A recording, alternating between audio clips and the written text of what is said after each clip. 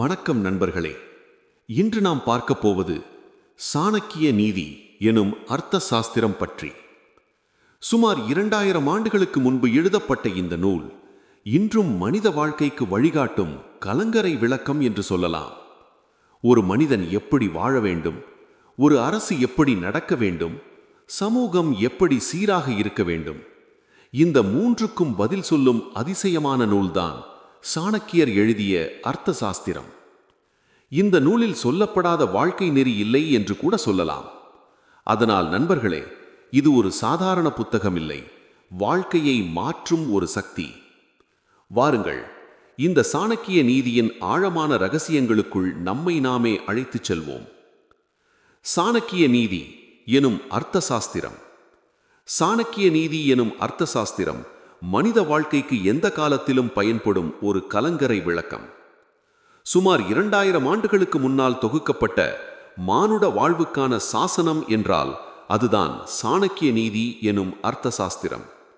இதனை தொகுத்தவர் கௌடில்யர் என்று அழைக்கப்படும் சாணக்கியர். கௌடில்யர் கூறுவார், அர்த்த சாஸ்திரம் என்கிற விஞ்ஞானத்தின் கர்த்தாவாக தன்னையை முழுக்க முழுக்க சொல்லிக்கொள்ள முடியாது என்று. பிருகஸ்பதி, மனு, பராசரர், அம்பி, உஷாணர்கள் போன்றவர்களின் கருத்துக்களை தாம் கையாண்டிருப்பதாய் அவர் ஒப்புக்கொள்கிறார். அது மட்டுமல்லாமல் விஷாலாக்ஷா, பரத்வாஜா போன்ற குருமார்களின் கருத்துக்களும் அர்த்த சாஸ்திரம் எனும் இந்த நூலில் ஆங்காங்கே எடுத்தாளப்பட்டிருக்கிறது. இந்த சாணக்கிய நீதி எனும் அர்த்த சாஸ்திரத்தில் சொல்லப்படாத, வரையறை வகுக்கப்படாத விஷயங்களே இப்பூமியில் இல்லை எனலாம். தனிமனித உயர்வுக்கான நெறிமுறைகளுடன் ஒரு அரசாங்கத்தின் கடமை, அரசு அதிகாரிகளின் கடமை, பிராணிகளின் நலன், வன பாதுகாப்பு, பல்வேறு வகையான குற்றங்களுக்கான தண்டனைகள், விற்பனை வரி, வீடு கட்டும் விதிமுறைகள், மதுபான தயாரிப்பு உரிமைகள், பொதுமகளிருக்கான கோட்பாடுகள் என்று சமூகவியலின் ஆ முதல் அக்கு வகை வரையறை செய்கிறது. படியுங்கள், நிச்சயம் ஒரு நாவலை போல மிகவும் சுவாரஸ்யமாக இருக்கும் இந்த நூல். மானுட வாழ்வின் சிறந்த குறிக்கோள்கள். மானுட வாழ்வின் சிறந்த குறிக்கோள்கள் 4 பகுதிகளாக பிரிக்கப்படுகிறது. அவை முறையே தர்மா, அர்த்தா, காமா மற்றும் மோக்ஷா. தர்மா, ஒருவர் தன்னுடைய மூதாதையர்களுக்கும் சமூகத்துக்கும் செய்ய வேண்டிய கடமைகளை நேர்மையாயிருத்தலை தர்மம் குறிப்பிடுகிறது. ஒருவர் தன் வாழ்வில் கடைபிடிக்க வேண்டிய கோட்பாடுகளை அது பேசுகிறது. ஏனெனில் ஒரு சமூகம் பல குடும்பங்களை கொண்டது. ஒரு குடும்பம் என்பது ஒவ்வொரு தனிப்பட்ட மனிதர்களை கொண்டது. ஆக ஒவ்வொரு தனி மனிதனும் தர்மத்தை கடைபிடித்தால் அது ஒரு நல்ல சமூகத்தை உருவாக்கும். சமூகம் எந்த அளவுக்கு தர்மத்தை மதிக்குமோ அந்த அளவுக்கு அது பாதுகாப்பாக இருக்கும். அதுவே அச்சமூகத்தில் தர்மத்துக்கு ஊறு நேர்கின்ற பொழுது அச்சமூகம் தன்னைத்தானே குழி தோண்டி புதைத்து கொண்டு விடும் என்பது சாணக்கியரின் கருத்து. சாணக்கியர் காலத்தில் அரசர்கள், அமைச்சர்கள், குருமார்கள், குடிமக்களின் உரிமைகள், தர்மம்தான் சட்ட கடமைகள் இவற்றுக்கு தொகுப்பேடாய் இருந்திருக்கிறது. அர்த்தா. அர்த்தா எனும் பதம் பொருட்செல்வத்தை குறிக்கிறது. ஆனால் அர்த்த சாஸ்திரம் இங்கு முழுக்க முழுக்க பொருட்செல்வத்தை பற்றி மட்டும் பேசவில்லை. பொருள் அவசியம், தேவைதான். அதே நேரத்தில் கௌடில்யர் சொல்கிறார், ஒரு நாட்டின் உண்மையான செல்வம் என்பது அதன் ஆட்சியின் எல்லைக்கு உட்பட்ட இடமும் பல்வேறு தொழில்களை செய்கிற அதன் குடிமக்களும் தான் என்று. ஏனெனில் அவரை பொறுத்தமட்டில் மக்கள் இல்லை என்றால் ராஜ்யம் ஏது என்று கேட்கிறார். தவிர செல்வம் என்பது மக்களின் புழக்கத்துக்காக பயன்பட வேண்டிய கருவியாகத்தான் எப்பொழுதும் இருக்க வேண்டுமே தவிர அது மக்களை ஆளும் கருவியாக மாறிவிடக் கூடாது என்கிறார். அவ்வாறு அது மக்களை ஆளும் கருவியாக மாறிவிட்டால் அது அச்சமூகம் விரைவில் அழிய போவதற்கான அடையாளம் என்கிறார் சாணக்கியர். அதனால்தான் செல்வத்தை சரியான முறையில் கையாளுவதில்தான் ஒரு நாடு மற்றும் அதன் மக்களின் வளர்ச்சி அடங்கியுள்ளது என்கிறார் கௌடில்யர். அதனால்தான் அர்த்த சாஸ்திரத்தின் பெரும்பகுதி செல்வத்தை கையாளும் முறைகளை பற்றியே பேசுகிறது. அதனால்தான் இந்த சாணக்கிய நீதிக்கு அர்த்த பொருள் சாஸ்திரம் எனும் பெயர் வந்ததாக கூறப்படுகிறது.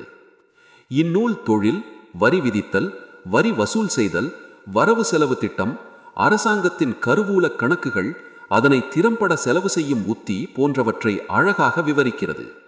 அத்துடன் சட்டத்தை அமல்படுத்துவது, குற்றம், இராணுவ பலம், அரசு அலுவலர்களின் அதிகாரம், கடமைகள், குடிமக்களின் பொறுப்புகளும் இந்நூலில் வகைப்படுத்தி கூறப்பட்டுள்ளது. காமா, ஒரே கோத்திரமல்லாத ஆனால் அதே குலத்தை சேர்ந்த பெண்ணை திருமணம் செய்து கொண்டு இன்புறுவது, அதன் மூலம் தனக்கென ஒரு வாரிசுகளையும் ஏற்படுத்திக் கொள்ளுதல், அவர்களுக்காக தனது சொந்த விருப்பு வெறுப்புகளை தியாகம் செய்தல். மோக்ஷ, மோக்ஷம் எனப்படும் மோக்ஷ மனிதன் அடைய விரும்பும் மிக உயர்ந்த குறிக்கோளாய் கருதப்படுகிறது. மோக்ஷத்தை பற்றி வரையறை செய்வது அவ்வளவு எளிதல்ல. அடிப்படையில் அது தன்னை அறிவதன் மூலம் பெறுகிற விடுதலையாகும். தன்னுள் இருக்கும் தெய்வத்தன்மையை தெளிவாக புரிந்து கொண்டு உலகில் இருக்கும் உலக சார்ந்த கட்டுகளிலிருந்து தன்னை இறை அருளால் விடுவித்துக் கொள்ளுதல் என்றும் சொல்லலாம். இந்த மேற்கண்ட இந்த 4 பற்றியும் கூட அர்த்த சாஸ்திரத்தில் அழகாக எடுத்துரைக்கப்பட்டுள்ளது. தர்மசாஸ்திரத்தில் சொல்லப்பட்ட பல விஷயங்கள் அர்த்த சாஸ்திரத்தில் இடம்பெற்றிருப்பதும் உண்மை. ஆனால் இரண்டுக்கும் இடையே ஒரு முக்கிய வேற்றுமை உண்டு. தர்மசாஸ்திரங்கள் தனி மனிதனுக்கு தன்னுடைய தர்மம் என்னதென்று போதிப்பது. ஆனால் அர்த்த சாஸ்திரம் ஒரு நாட்டின் ஆட்சியாளருக்கே தர்மம் உட்பட பல விஷயங்களை அறிவுறுத்துவது. உதாரணமாக, ஒரு அரசனின் கடமையை கௌடில்யர் இவ்வாறு எடுத்துரைக்கிறார். கௌடில்யரை பொறுத்தமட்டில் அரசனுக்கு 3 கடமைகள் உண்டு என்கிறார். அவை: 1. அந்நிய படையெடுப்புகளிலிருந்து நாட்டை காப்பது ரக்ஷா. இது ஒரு அரசனின் முதற் கடமை. 2. ஆட்சி எல்லைக்குள் சட்டம் ஒழுங்கை பராமரிப்பது, அதாவது இது வடமொழியில் பாலனம் எனப்படும். இதனைத் தொடர்ந்து 3. சொல்லப்படுவது மக்கள் நலனை பாதுகாப்பது, அதாவது ஒரு நல்ல அரசன் மக்களின் நலன் மீது அக்கறை உள்ளவனாக இருத்தல் வேண்டும். இது வடமொழியில் யோகக்ஷேமம் எனப்படும். இதுவே ஒரு அரசன் கடைபிடிக்க வேண்டிய ராஜ்ஜிய பரிபாலன முறை என்கிறது அர்த்த சாஸ்திரம்.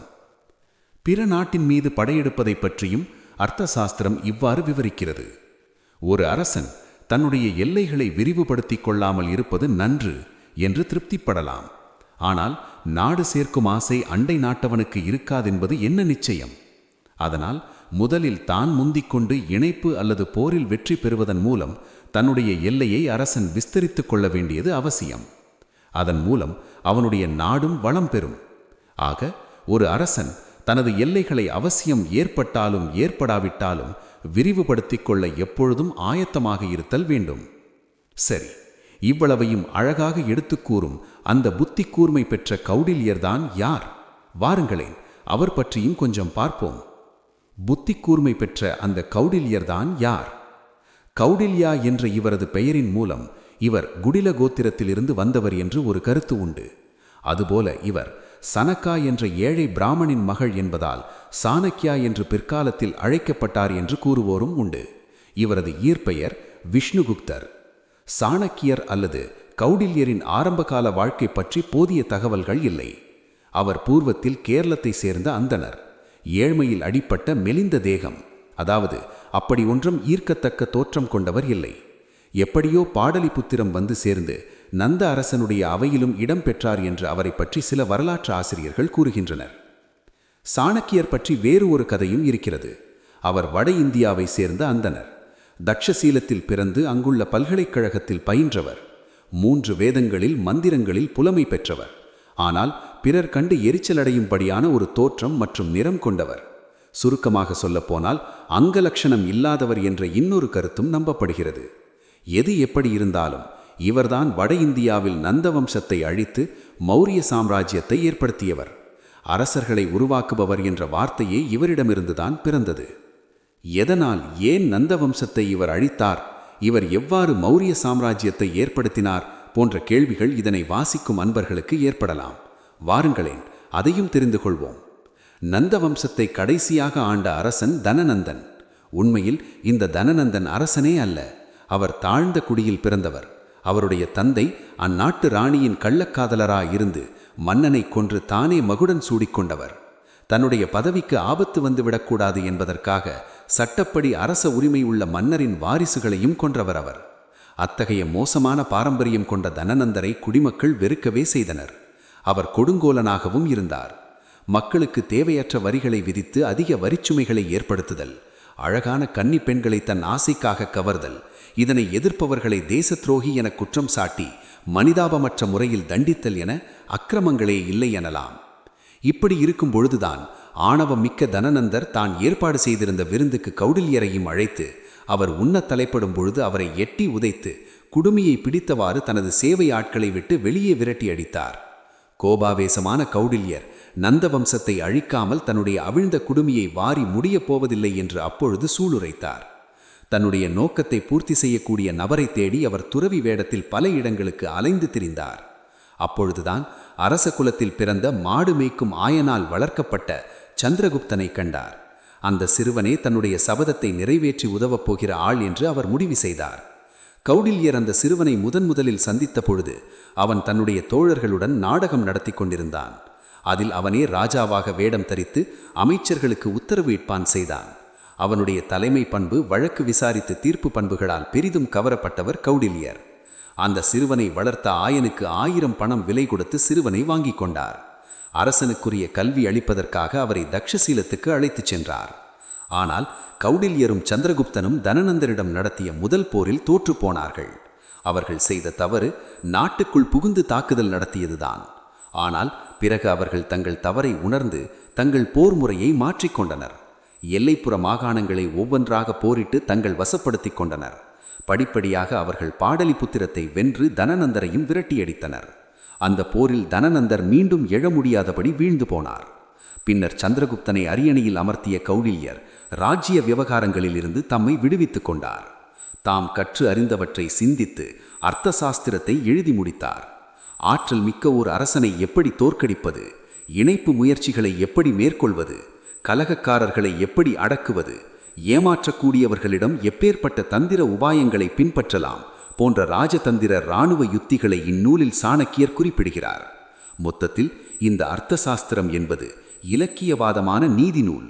இதில் கூறப்பட்டுள்ள விஷயங்கள் யாவும் ஒரு நாட்டின் ஆட்சியாளர்கள் மட்டுமன்றி ஒவ்வொரு குடிமகனும் அறிந்து கொள்ளக்கூடியதாக, சுருக்கமாக சொன்னால் சமுதாய தனிநபர் நலனில் அக்கறை கொண்டவர்கள் அவசியம் படித்து பயன்பெற வேண்டிய நூல் இந்த சாணக்கிய நீதி என்னும் அர்த்த சாஸ்திரம். இவ்வளவு ஆழமான அறிவை கொண்ட சாணக்கிய நீதி ஒரு புத்தகம் மட்டுமல்ல, வாழ்க்கையை மாற்றும் ஒரு சக்தி. இதில் மறைந்திருக்கும் ஒவ்வொரு கருத்தும் நம்மை வெற்றியின் பாதைக்கு வழிநடத்தும். நண்பர்களே, இன்று நாம் பார்த்தது ஒரு தொடக்கம் மட்டுமே. அடுத்த தொடரில் 14ஆம் அத்தியாயம், அதாவது அத்தியாயம் பற்றி மிகவும் விரிவாக பார்க்கப் போகிறோம். அதில் மறைந்திருக்கும் அதிர்ச்சியூட்டும் சாணக்கிய ரகசியங்கள் என்ன? அதை தவறாமல் தெரிந்து கொள்ள நம்முடன் தொடருங்கள். நண்பர்களே, இன்று நாம் பார்த்தது ஒரு தொடக்கம் மட்டுமே. அடுத்த தொடரில் 14ஆம் அத்தியாயம், அதாவது அத்தியாயம் பற்றி மிகவும் விரிவாக பார்க்கப் போகிறோம். அதில் மறைந்திருக்கும் அதிர்ச்சியூட்டும் சாணக்கிய ரகசியங்கள் என்ன? அதை தவறாமல் தெரிந்து கொள்ள நம்முடன் தொடருங்கள். மீண்டும் சந்திப்போம். சாணக்கிய சபதம் நண்பர்களே.